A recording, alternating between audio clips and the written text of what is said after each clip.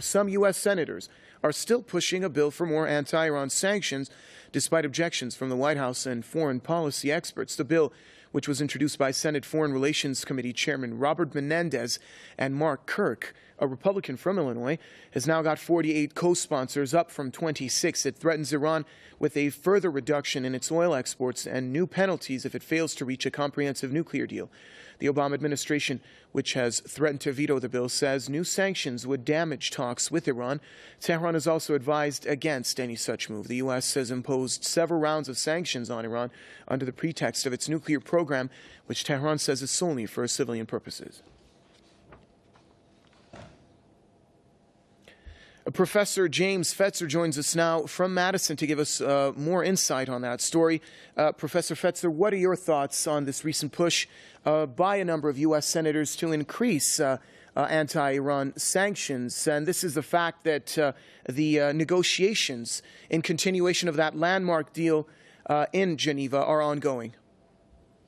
Well, it's embarrassing. I mean, everyone should be aware that the 16 United States intelligence agencies all converged in the conclusion in 2007 that Iran is not pursuing a nuclear weapons program.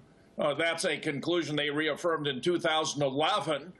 This appears to be the result of a propaganda blitz by the Israelis. Benjamin Netanyahu is terrified that there might be a diplomatic solution to the tensions with Iran, which were never justified to begin with. So I'm sorry to say that this is a sterling instance in which the United States Senate has failed to live up to its responsibilities under the Constitution. Professor Fetzer, with regards to the P5+1 in Iran deal in Geneva, both sides of the talks, they had to meet some conditions and certain criteria within the 6-month period. One of those conditions was no more further sanctions against Iran. Where does this leave the outcome of the talks if these U.S. senators continue to push for these anti-Iran sanctions? Well, the bad sign is that they have 48 co-sponsors. The good sign is that I believe Obama will veto any such proposal so that there will not, in fact, be new sanctions. I'm quite certain that the Senate would be unable to muster 60 votes in support of such a ridiculous proposition, especially when the sides are on the verge of reaching an historic agreement, which is long, long overdue.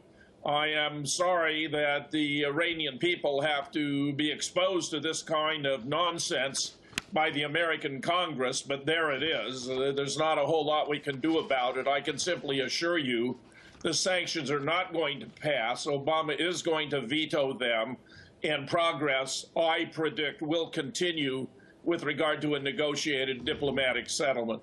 All right. Thank you very much, Professor James Fetzer from University of Minnesota, Duluth.